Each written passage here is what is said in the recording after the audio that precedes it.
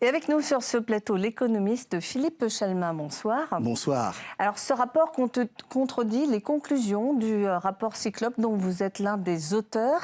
Y a-t-il eu une surestimation, aussi bien de la part de la direction de Montagne d'Or ou de votre part, sur la projection des emplois?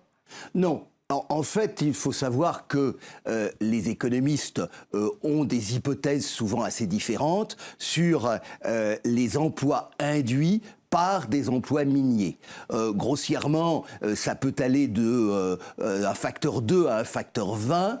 La Banque mondiale choisit de manière un peu conservatoire un facteur 4. Dans notre étude, nous avions pris un facteur 2,5. Là, dans l'étude manifestement commanditée par WWF, ils ont pris un facteur légèrement inférieur à 2.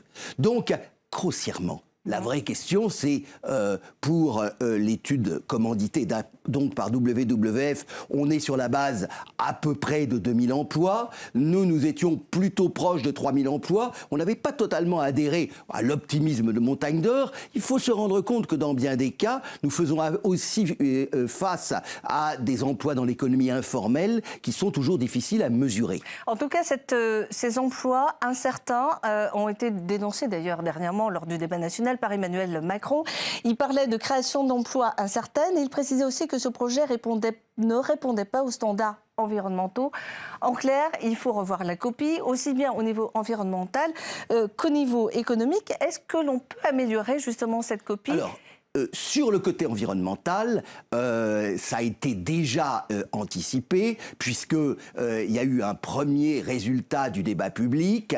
Là-dessus, de manière assez ouverte, me semble-t-il, l'opérateur minier est allé assez loin dans la réponse aux questions posées. Et puis, il faut quand même... C'est pas suffisant parce que des associations écologistes oui, mais continuent de demander beaucoup plus. Les associations écologistes ont pris un parti pris. Ce parti pris est de dire nous ne voulons pas de ce projet minier, pointe à la ligne. Quelque part, nous préférons leur paillage, nous préférons la situation actuelle. Moi, je pars d'un autre point de vue, qui est de se dire, alors surtout avec la disparition malheureuse du pétrole, comment est-ce qu'on peut relancer l'économie guyanaise en sens large, et notamment toute la partie de l'arrondissement de Saint-Laurent-du-Maroni, où je vous rappelle quand même, nous avons 30% de chômage, et sur l'emploi existant, pratiquement les 3/4, c'est de l'emploi public. Alors on dit, oui, on va développer le tourisme, etc. Si c'était si facile, ça aurait été fait. Moi, ce que je trouve intéressant dans Montagne d'Or, il ne faut pas se leurrer, la mine, ça n'a jamais été un facteur essentiel de développement économique. Là, nous avons peut-être la chance de montrer que en France, sur le territoire français, on est capable de faire une mine responsable et durable. Et là, je pense qu'il y a un effet d'exemplarité. Et on est capable de créer 2 à 3 000 emplois qui, à l'heure actuelle, n'existent pas. Seulement, tous les projets miniers l'ont démontré, une mine par naissance, ce n'est pas propre. Alors, comment développer l'économie tout en respectant l'environnement ? Nous sommes en France et je vous rappelle qu'en France, nous avons des réglementations à la fois sur la mine, sur la protection de l'environnement qui sont extrêmement strictes.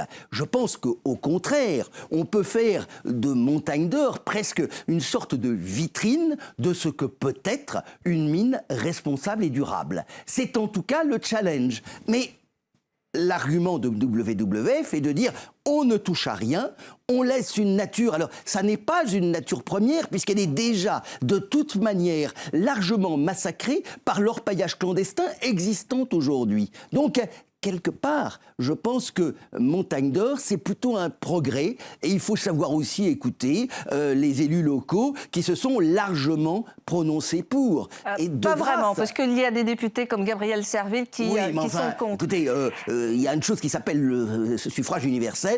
La majorité des Guyanais, représentés en particulier par